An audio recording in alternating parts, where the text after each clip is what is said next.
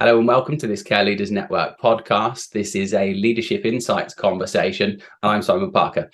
Today, my guest is Tushar Shah, and I'll get him to do a quick introduction into himself and his business. So, Tushar, tell us a little bit about yourself.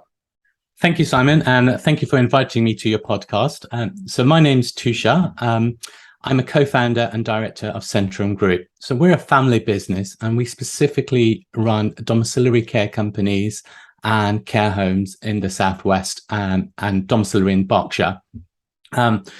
We started about 15 years ago. It's me, myself, and my brother-in-law started in a little office, and bit by bit, we've grown into an organization that's serving 300 customers or residents, either in their own homes or within our care homes.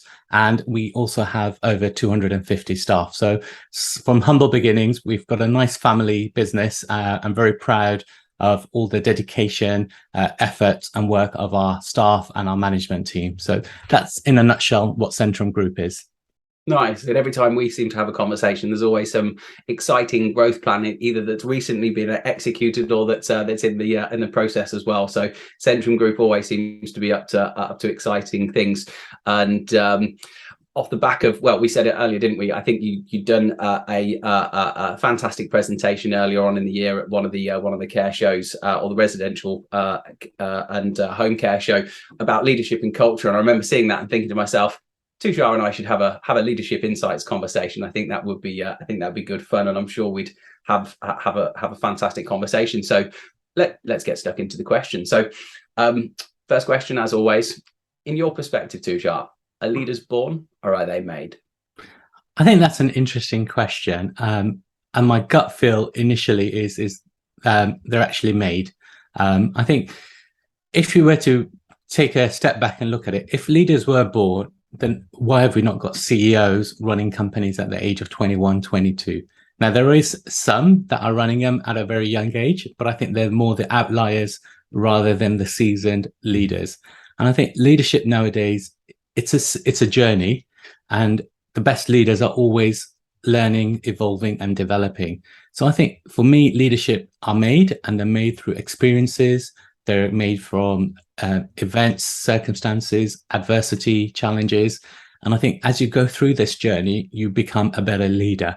And as we always say, we're all going to make mistakes, but it's how we learn from those mistakes to make a better version of ourselves. So what I would say is, I think leaders are made. They're not born. And I think it's a real positive thing, because in the world today, we do see differences in societies, economic benefits that some people have and some people don't. So I think for people out there is, if you're passionate about what you want to do, if you have a goal and a vision, go out, make it happen, because leaders are made, and it's through those experiences that you'll become a better leader on your journey. I think that's a brilliant point, and I'm glad that you started with such a strong start. Thank you, Tushar. So, our next question, we always talk about whether leadership is an art or a science. Tell me your view on that question, and why do you think that it's either or?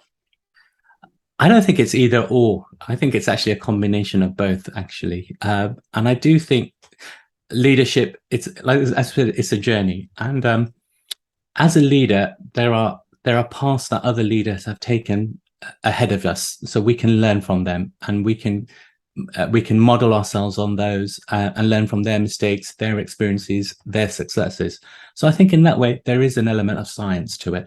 And if you look at, I was benefit when I left university, I was able to go on a graduate training scheme. And at that time, it was one of the, it was one of the leading edge training programs. Many of the people that had gone on to become FTSE 100 CEOs, financial directors. And they had a very clear process on that, where you had lots of experiences in different divisions in the company. You had lots of training and opportunities.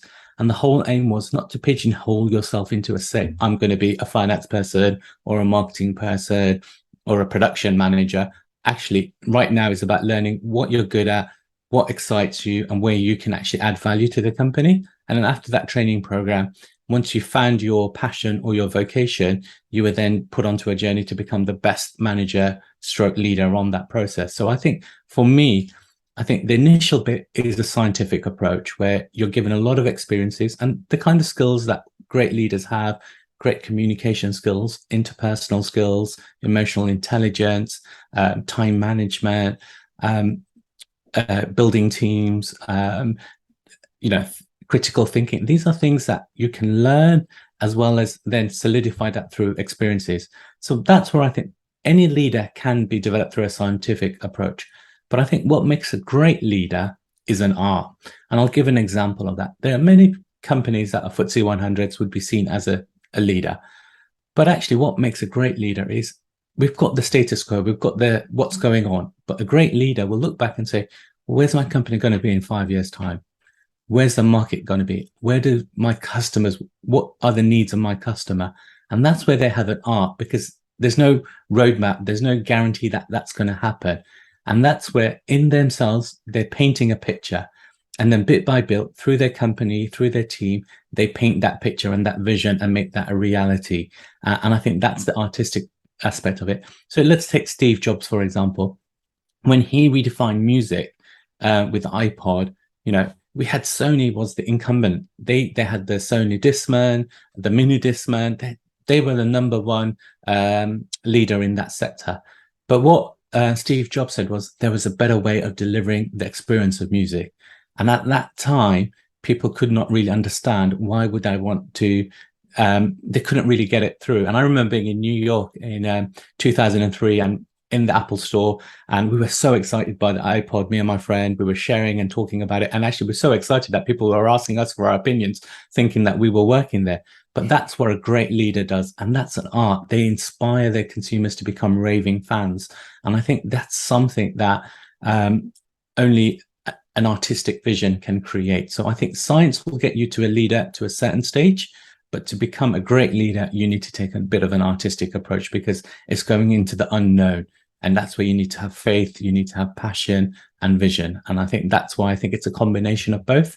And that's where hopefully it gives some clarification of why I'm sitting on the fence, but also people can see the reasons why, what makes a good leader and a great leader.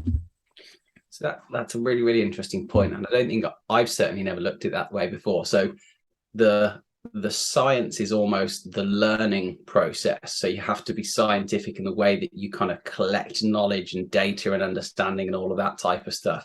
But then the art is about the execution of the vision and the, as you say, the kind of the painting of the picture. And that kind of makes sense. Even just the language that I've kind of relayed that back to myself, it makes more sense, but I've certainly never looked at it through that lens before. So I think that's a really, really good way to be able to break it down for people to really understand.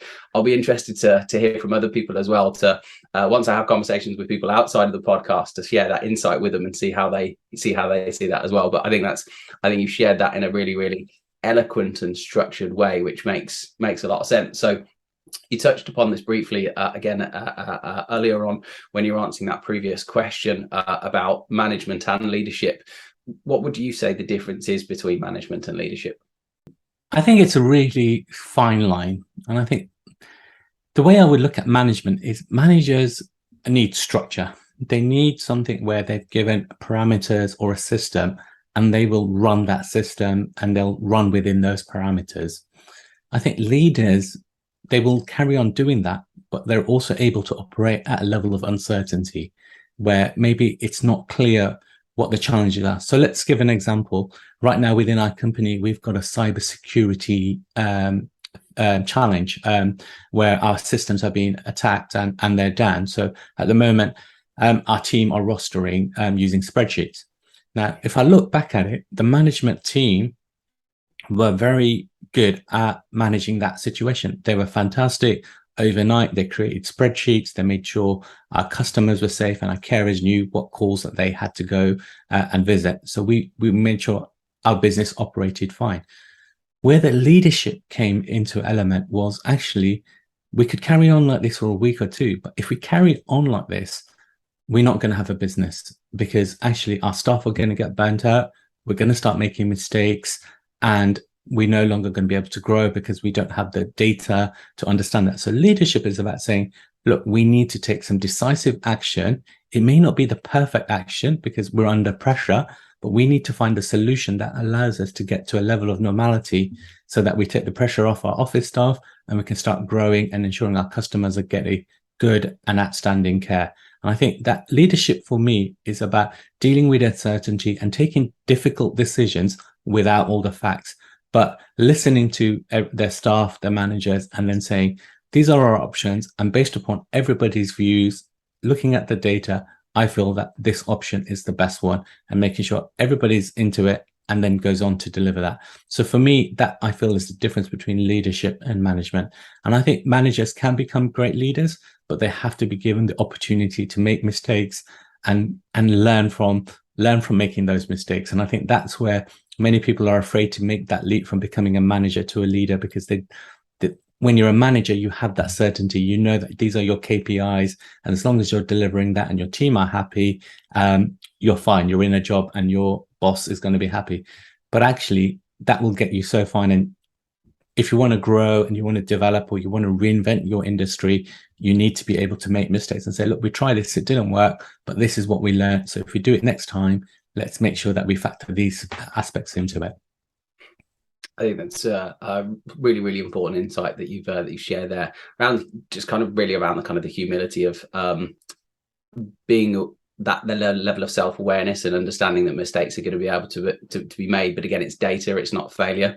It's interesting. We have a different perception of failure in this country. I think America kind of almost they champion, and there's nobility in failure because you gave it a crack. I think in the UK we've got a long way to come from that perspective, because I think it's maybe not as frowned upon as it once was. I feel like we're undergoing a bit of an evolution with that, but yeah, I still think we have a lot to learn in that respect. So good point, well made.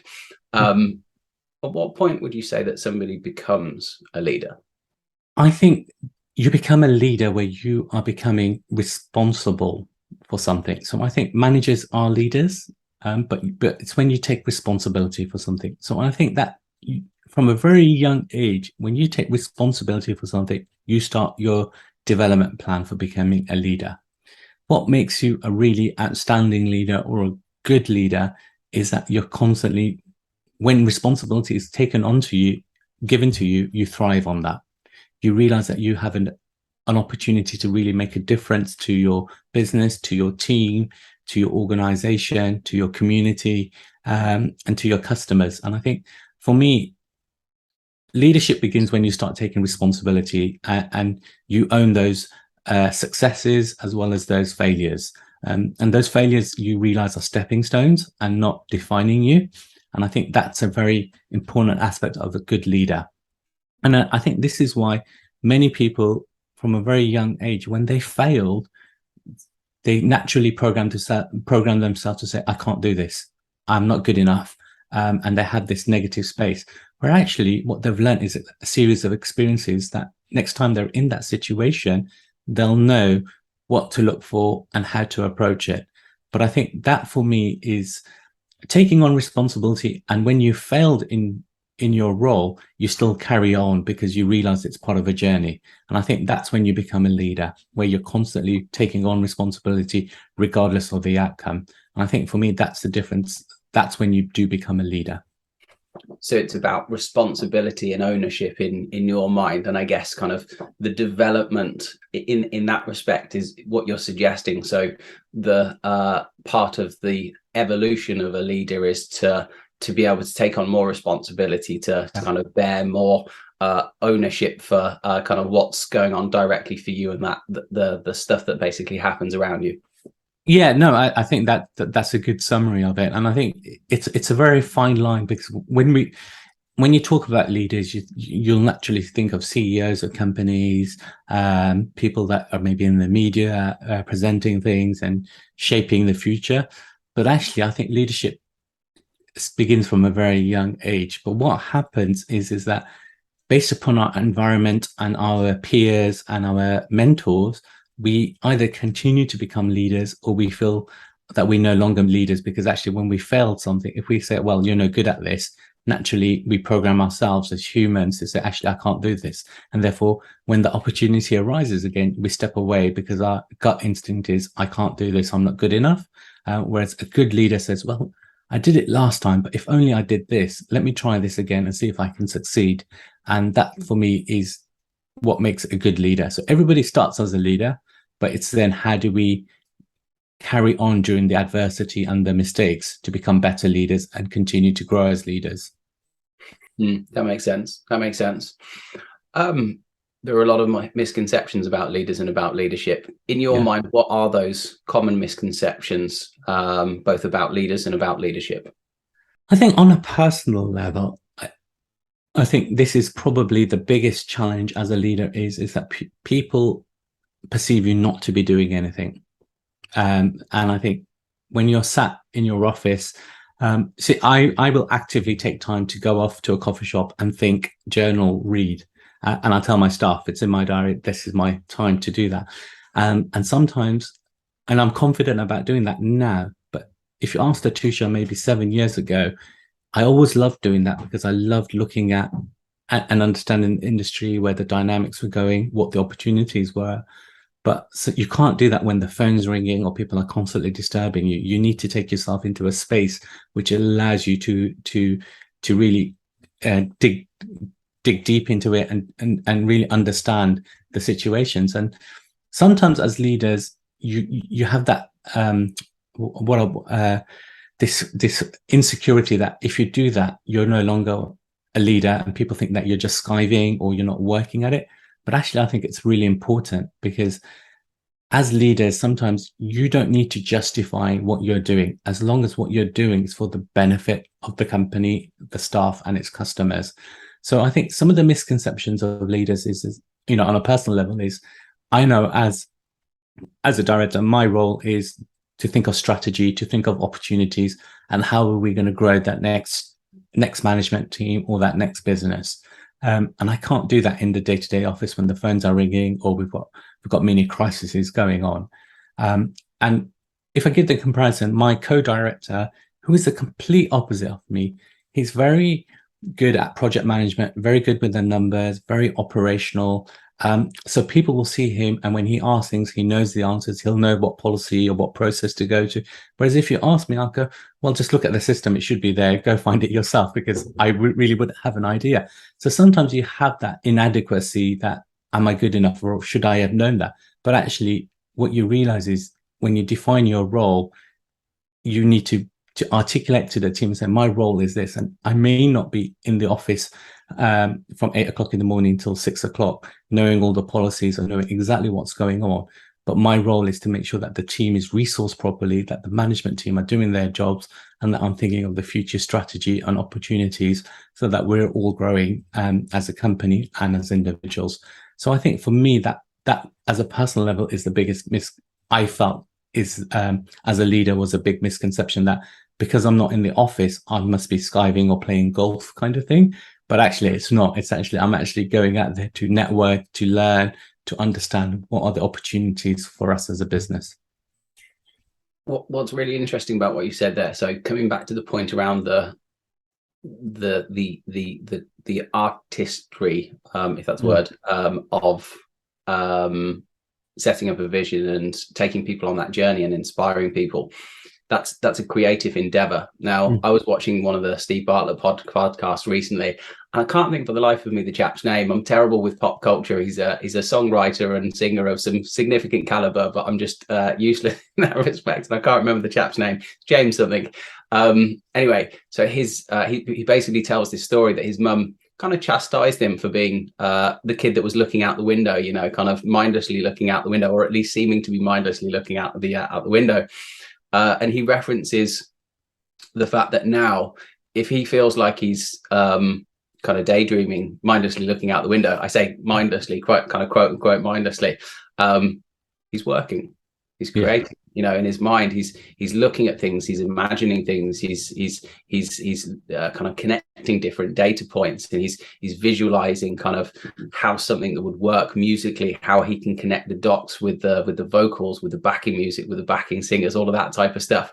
And it's almost like he's it's a mental canvas that he has, where he's painting this image in his mind that he then needs to manifest in the music. And I think the point that you've made there as well, every company should have a visionary and an integrator. It's kind of well documented. That's the kind of the CEO COO kind of balance, if you like. And there's always going to be tension in between those two roles, and they're always going to be undertaken by very, very different personality types. Obviously, Mehel, great guy in so many different ways, but as you say, like polar opposites in kind of characteristics and things.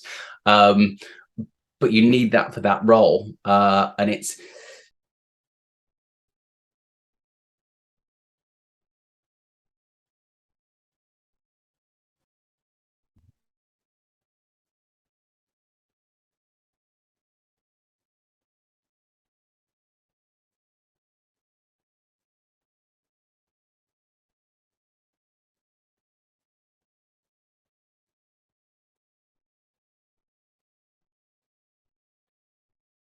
Yeah.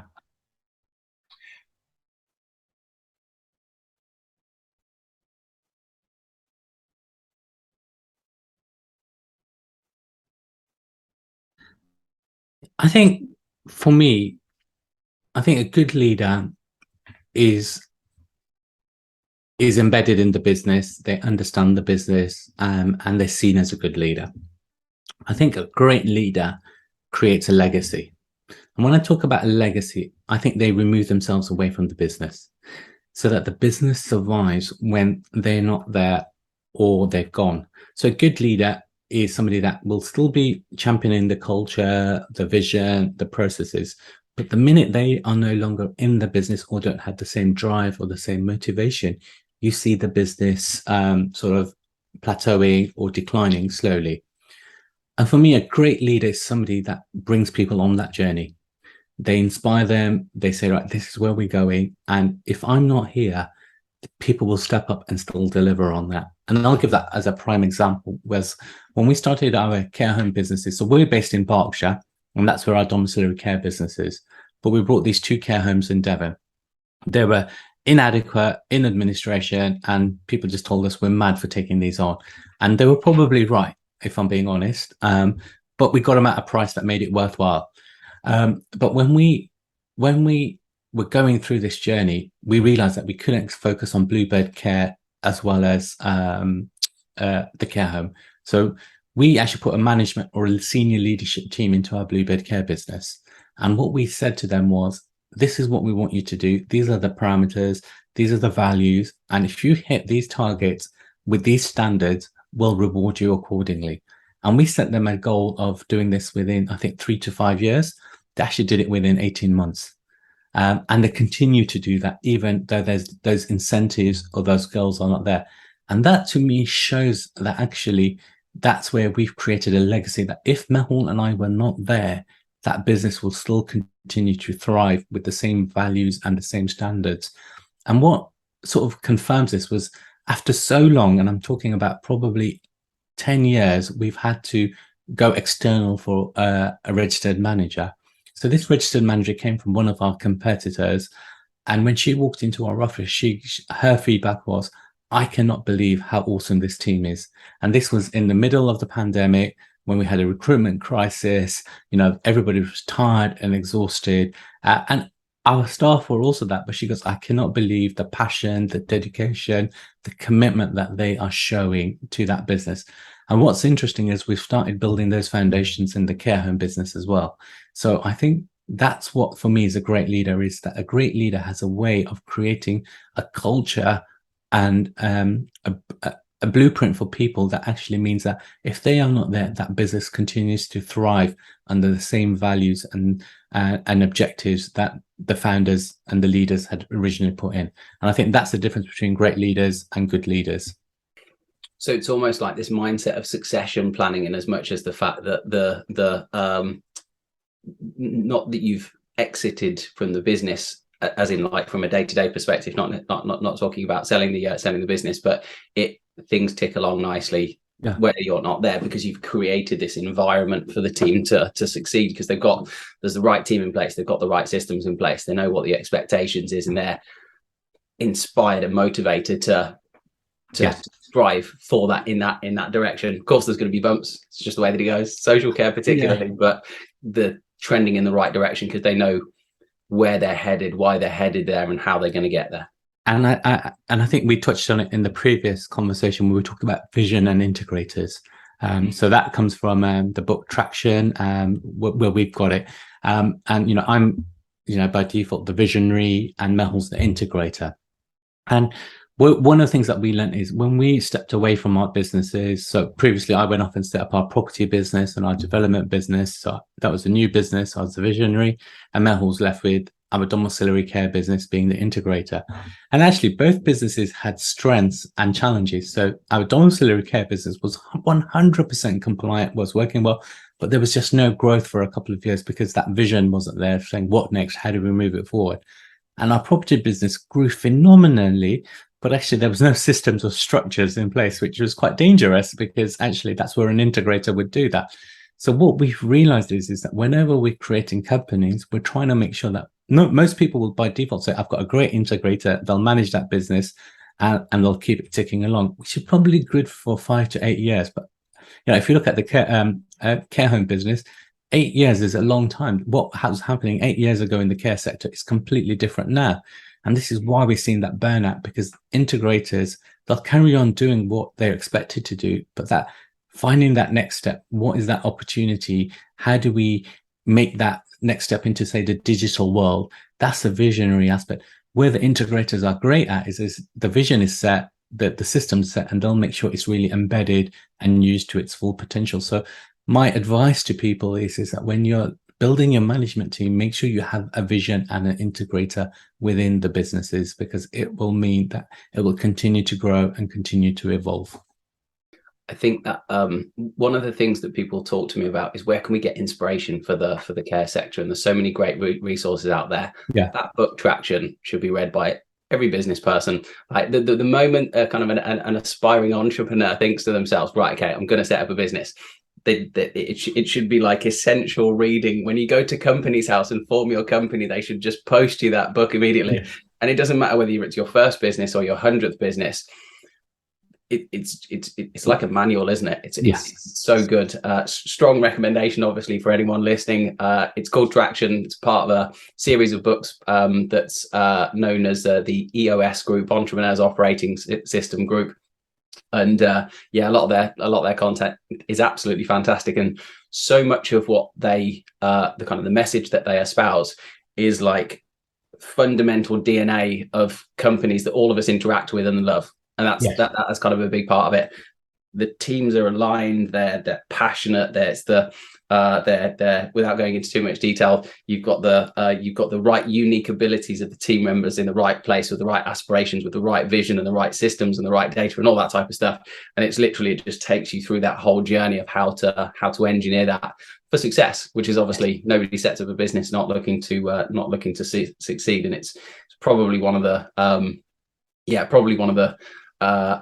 I should say this, I'm literally reading it for the first time at the moment. I'm kind of two-thirds of the way through, but I'm fairly sure by the end of it, it's going to be one of those books that when people say to me, yeah, I'm really looking for outside inspiration, read it, order it off Amazon. Yeah. It's £12. It will be one of the best £12 you spend this year. I can guarantee it. And it sounds like it's a similar experience for you as well.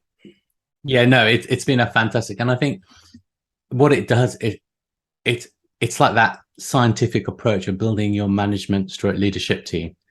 Because when you're going when you've been a great registered manager, and then all of a sudden you're responsible for the P&L, the vision, the occupancy, all these other things, it takes them into a level that's out of their comfort zone, because that's always been the director's role. So when they become an operations manager, they have to change that mindset. And this book gives them that roadmap of what we are as a company are trying to achieve, and why we need those systems, why somebody can't just go off and give £100 or £500. There has to be a process, because it has to be fair for everybody, and it has to fit into the vision and the cultures. And it's not to say that we want to stifle freedom and creativity, but there has to be a structure to it, so that everybody understands the reason we're doing it is for a purpose, not because we're trying to control everything. And I think we find it a fantastic book. And whenever new members of staff and say, well, what do you do, Tushar? What do you do, Mehul? How do you work? I always give them that chapter from vision, the vision and integrators bit, because I say, well, that's my role and that's Mehul's role, and they really benefit from that process. Good point of reference. So yeah, conversation is not necessarily about traction as a subject matter relevant to leadership insights, and we're definitely not getting paid for this. Just as an FYI for everyone, but it's a very good book, so definitely well worthwhile considering. Particularly, again, it's on Amazon. It's £12, and you can get it delivered tomorrow. So, coming back to the leadership insight side of things, what would you say the top 3 most important characteristics are of leaders? I think it's very difficult to define it into 3, but if I was to say what are my top 3, I think that would be a very may give people some insights of what I see as important as the leaders. I think the first thing is fantastic interpersonal skills. I think when you're a leader, you have to communicate and adapt your style to the person that you're talking to, and I think this is where a lot of leaders they get frustrated or they fail because what they are saying is correct, but actually the way they're articulating and communicating it isn't creating the same response. So to give you an example, if I'm talking to somebody that's very analytical and very detailed, me painting a picture saying, right, I want to buy 10 care homes, and that's what I want to do by 2030, it's not really going to float their boat. They're going to think, well, yeah, that's great, but how are we going to do it? Where's the money going to be coming from? What location are we looking for? How many beds are we looking for? Are we doing dementia care, residential? So they want that detail. So I need to sit down when I'm talking to those types of people to give them that structure and that detail. Once they understand that, they'll get really excited by it. They go, right, we're not going to buy 20 care homes tomorrow. We're going to be buying 1 every year. And then this is how we're going to be developing the business. When I'm talking to, say, somebody who's visionary, they don't want that detail. They want to be excited by, right, you want to buy 20 care homes by 2030. Great. Let's get cracking. So I think your interpersonal skills are very important because that will determine whether your vision gets inspires this right response from your staff. So I think interpersonal skills is really important. I think the second thing is a commitment to continuous learning. And I think you see that with leaders where when they get to a certain stage, they feel that they've made it, they've got the title, they've got the car, the salary, the house and everything. But actually that's when you're the most vulnerable, because that's when you've got to stay on top of your game. Because when you're in a crisis, that's when people are looking at you for guidance, for leadership, for that decision making.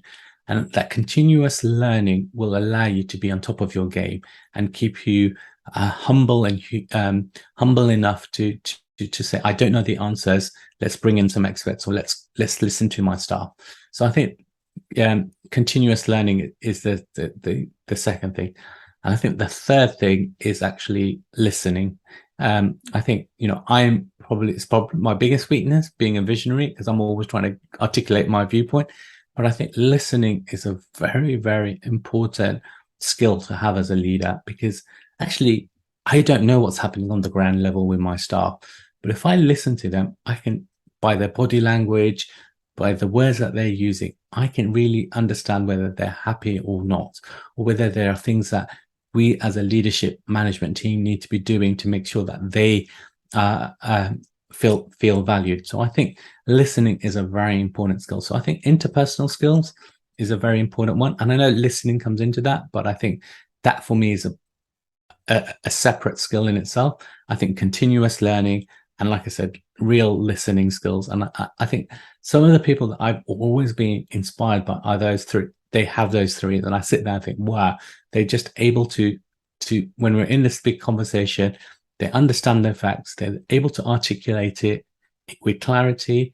They then know they're then inspired to learn about it, or they show their depth of learning, and then they listen to your responses and then and your understanding of it, and then respond accordingly. So for me, those are the 3 characteristics that I feel personally make a great leader. 3 great points. Enjoyed all of them, and well positioned as well. Your explanation with them, I think, is part of what makes that important, because you just added that extra layer of context in there. So The world's evolving, particularly at the moment. We were having a conversation before we jumped on the conversation today. The fact that the landscape of everything seems like it's evolving. In your mind, how is leadership evolving over time? I think leadership now, for me, I read a really fantastic book about 6 years ago by Robin Sharma. It's called Leadership Without Title. I think that's where leadership is evolving. I think when I was starting my career, leadership was you got to become a director. There were certain zones, you got certain salaries, and you had certain perks. And I think that may have been the old way of leadership. I think leadership now is without title, so that actually it's not just the CEO or the directors that are leaders. Leadership has to come throughout the whole organization. Right now, I went out for a meal for a pizza, and it was awful because I know people are stretched for staff and things are taking a little bit longer. But what I found was the response from the waiter staff, they just didn't have that passion and the energy. There wasn't, look, I'm really sorry, we're short staffed, please bear with us. It was just like, well, you're just going to have to wait kind of thing. And for me, leadership has to come throughout the organization and say, look, I'm really sorry. I'll, it is coming. Let me speak to the chef. I'll tell you what time it's coming.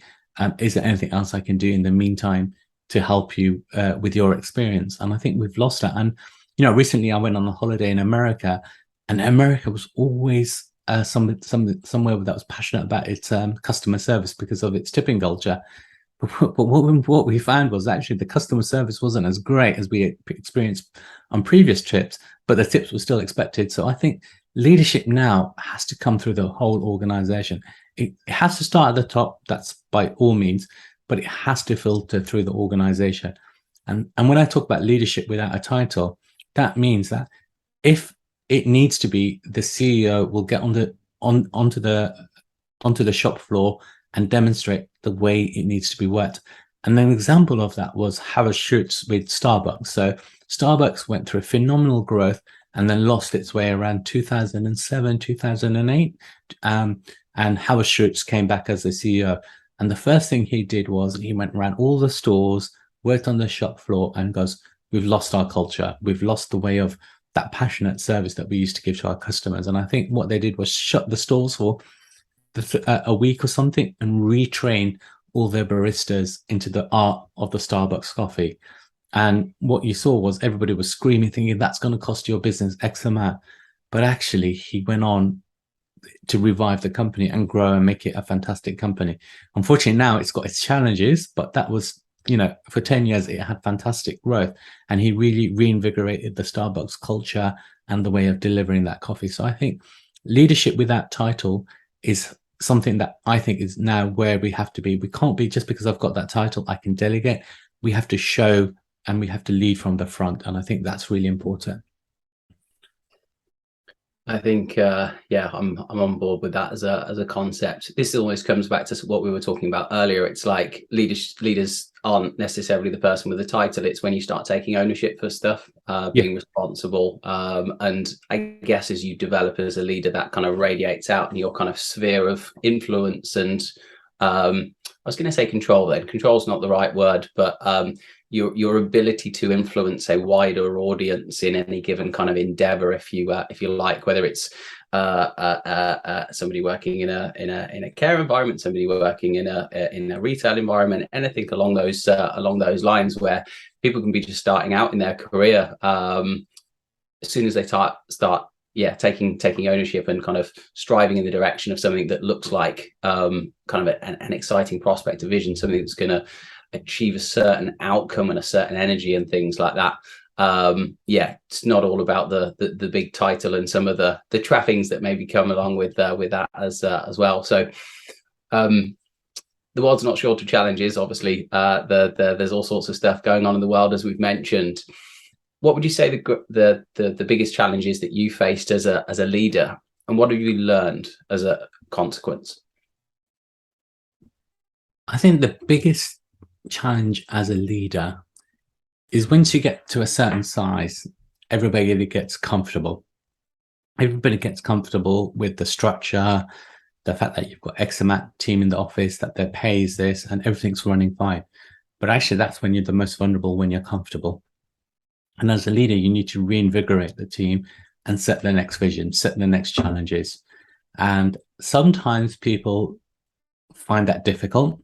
And they find that actually, why do we want to rock the boat? And so I think as a leader, my biggest challenge is constantly pushing and challenging the team to become better versions of themselves and the business. And what happens is your team will either grow into the next challenge, or they realize that actually they were comfortable where they were and they need to move on to the next, into another organization or to another role in the organization. So for me as a leader, the biggest challenge is actually saying to great people, good people that have become very good friends, actually, I think you're a great person, you've got a lot of skill sets. For that next challenge, I need you to become this version of yourself. And if you're not prepared to go on that journey of transformation, then I need you to step aside and let somebody else come in and take on that mantle. And I think as a leader, that's very difficult, because to have those difficult conversations with integrity, trust, and humility is very challenging, because at the end of the day, these are people's livelihoods. They've given their effort, their energy, and their time to your organization. And to tell them that actually at this moment in time, what we need and what the business needs and where you are not aligned, and we therefore need to understand how do we get that alignment right, or how do we move you on. So as a leader, that's something I've always struggled with. And being a visionary, or my profile is somebody that I've always wanted to be liked. And so fundamentally, when you're having to let people go, or get them to move into a role that they're not happy with, they blame you for their change in their lives. And I think it's learning to realize that actually that's just their emotional response to it, it's not your fault. You're doing what's right for the business. But I think the other side to it is when you have had the mistake, is having the humility to put your hands up and say, I'm really sorry, I made a mistake. Let's move forward. I'll bring you back into this role and let's push on forward from that. And I think that's a very also powerful challenge for leaders, because nobody wants to be seen to be making a wrong decision in today's world, and I think having that humility to say you made a mistake and bring somebody back into that role is really important as well. Yeah. The again, that kind of comes down to self-awareness, doesn't it? I think that what you mentioned about wanting to be liked as well, I think that's like a part of being human. It's counter, almost kind of counterintuitive to have those difficult conversations. But from my experience, and certainly from what I've read, it's always the conversation that you don't want to have, which is the most important conversation, which is also the most freeing, like on a personal level, but then also on a professional level as well. It's an interesting one to sit and think about. That is, like, if there was one or maybe a small handful of the most important questions that you could possibly or conversations that you could possibly have with people. It doesn't have to be a work thing. Again, it can be a personal thing as well. What are those most important conversations? How can you prepare to have that conversation in a way that's going to be empathetic and understanding and constructive with that person? Because the likelihood is there's probably some tension with them as well. It's the long-term pain, short-term pain, long-term gain type scenario. Because if there's a conversation to be had, they probably recognize that as well. They're getting a certain feeling intuitively that there's something that's awry, that's amiss, that's not quite right. And often when you have that conversation, it's like a load's lifted. Like you almost feel, as I say, it's quite a freeing experience as well. So interesting little challenge. I'm going to be thinking about this as well. What are some of the conversations that I need to have and to prepare to have those conversations as well, both personally and professionally? So you referenced a couple of different influences in our conversation. You strike me as somebody that's quite studious as well in your kind of journey of learning and trying to better yourself. In the context of those influences, who are the leaders that inspire you the most? I think that's a really good question, and I think the gut feel is you'd look at your Elon Musk, your Richard Bransons, and I think it depends on where you are in your journey, as an entrepreneur, as a leader. So when you're starting off, I would say I was very inspired by Richard Branson, Alan Sugar, all these kind of individuals at that time, because I was starting off, and that was really inspiring for me, learning from their stories, their livelihoods. As I then moved in and started getting momentum in my businesses, what they had seemed far away. So what I was then inspired by was people that had actually created businesses that I felt were achievable and that I could actually aspire to, but maybe I was 3 to 5 years away.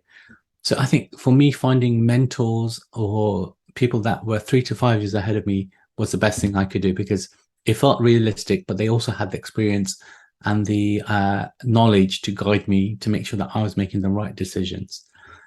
Then once you start building a certain level of business and experiences, what I find is my peer group became my biggest influence. So the people that I was surrounding myself and the conversations that I was having were the ones that made the biggest difference to me. And I think that's really important. I remember somebody saying to me a long time ago, the 5 people that you spend the most time with will influence your future. And it's true. I remember at university, I had 21 Rules by Harry Connick Jr. And the first rule was marry the right person. That will determine 90% of your success. And the last one, 21, was don't do anything that wouldn't make your mum proud. So I think, the 5 people that you spend the most time with will be really give you an influence, because they will be able to have the honest conversations with you and say, actually, what you're doing is right. You need to deal with these situations. Or actually, I think you're being a bit overboard. You're not listening, or you're not taking in all the facts, and just calm down, let things play out, and then reflect on it tomorrow morning. And those 5 people will give you that feedback that other people may not give you. And I think that's really important. And then I think I'm sort of in that side with between the 5 people, and I'm also going through a process of inner journey where actually a lot of the times I've really gone into, during the pandemic, getting into meditation and reflection. And I think sometimes a lot of the answers are within us, but we don't make the time to really reflect and understand why do we want to do certain things and why we're driving for that success. So if I'm looking at what leaders inspire you, I think it depends on where you are in your journey. You do need those inspirational leaders like Richard Branson, Elon Musk, to really get you excited about the future, to say, yes, you can do it. Then when you start your journey, you need to find somebody that's 3 to 5 years ahead of you, so that they can give you real life experience and guidance. And then as you start building your business and your strategy and where you're going, you need to surround yourself by people that are really on that same journey and or have that same, they're your cheerleaders. They're going to be wanting you to succeed. And then when you get to a certain level, you need to start sitting back and also reflecting and saying, well, why am I doing this? And I think, unfortunately, I love to think that I'm 21, but I'm not, and my kids constantly remind me that I'm closer to retirement age than I was 21. So you start looking and saying, well, why am I doing this? What, I've got it, why am I wanting to work all these hours or create these businesses? What's the reason why? And I think you've got to find that purpose, and that purpose will only come from within, because that will get you out of bed when you don't need to get out of bed. And I think that's the important thing. And I think for me, leadership comes from all of these different levels, and depending on where you are, you need to find that right mentor. And sometimes you yourself are your biggest critique and your biggest cheerleader, and you need to control that as well. So I think that's what I would say to people, rather than just coming up with some random names. Got you.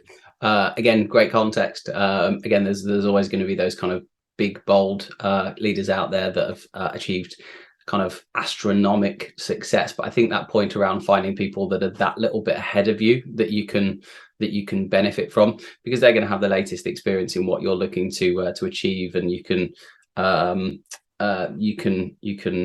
I remember hearing somebody describing it. I think they were quoting some like Stoic philosopher or something along those lines. I can't remember exactly the set of circumstances, but they talked about annexing knowledge. It's almost like the mindset of if we're to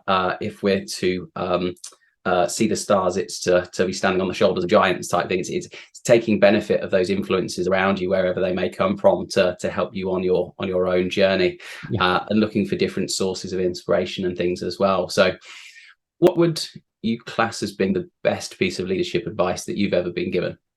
I think it comes back to the previous answer that I was talking about. And I think there's a book in 2015, To the External World, I had the best life ever.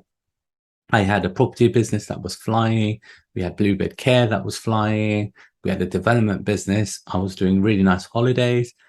And I think to the external world, that was a real, oh, you've made it, you've done really well. Starting from inner city Birmingham, you've got to where you are now. But actually, at that point, I was on holiday, and I was probably not happy with where I was personally, and where I was going with our lives.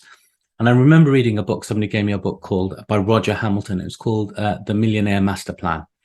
And excuse the millionaire aspect of it, but actually the book is probably one of the best books I ever read, because it talks about 9 levels of wealth. And at each level of wealth, there's a level of influence that you have that will determine, how much money you make. But each level you need to go through in order to stay at the next level. And when I read that, I was just WhatsApping Mehul on holiday and saying, look, we need to read this book, because what we built all these businesses that revolved around me and Mehul being there all the time, making the decisions, paying the bills, finding the next manager, just firefighting. And it's exhausting and tiring. And what we realized is actually we needed to start building teams. So I think the best leader, and that book changed our whole philosophy, which was basically, we don't build businesses, we build teams that run businesses. And I think that book for any entrepreneur is really important, because when you start your entrepreneurial journey, you're going to be in debt. It doesn't matter if you've got £100,000 in the bank or £10,000 or £1.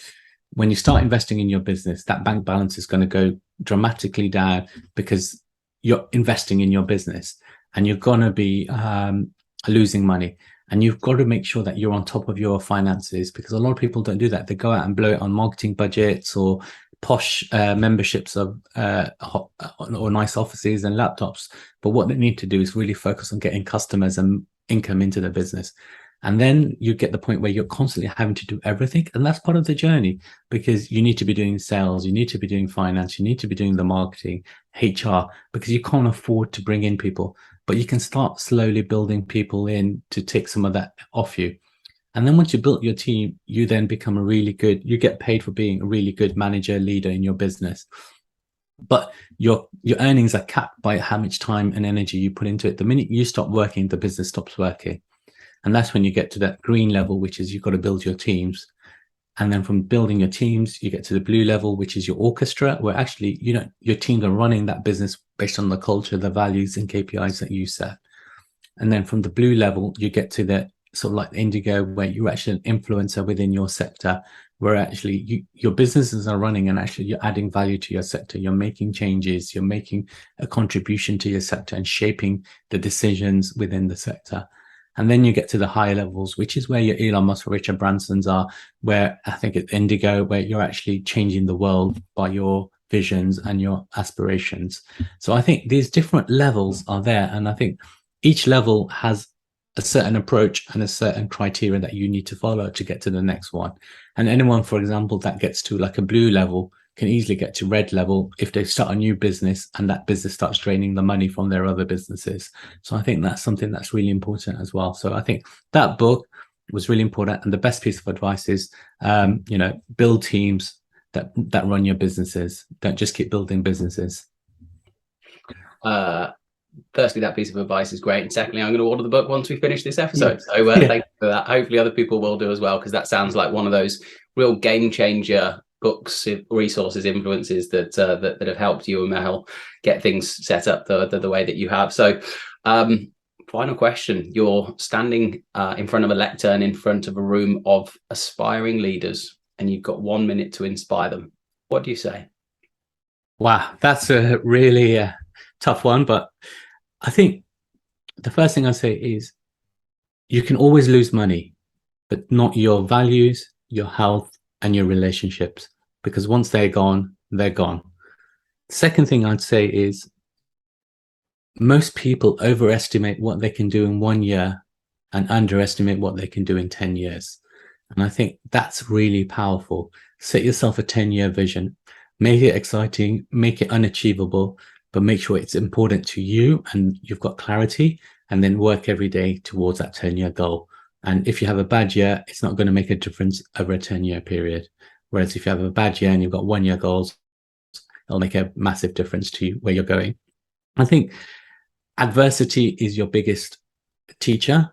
Take on challenges when you're under pressure, when things are not going wrong.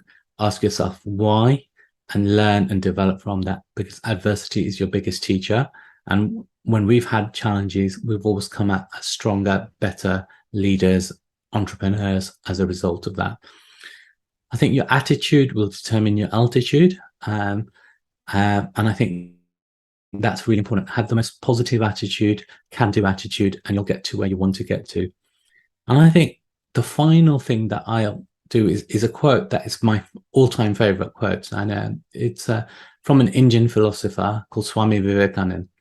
And he says that water, just like water flows through a river, knowledge flows through the mind. But capture it, and something as powerful as electricity can be created.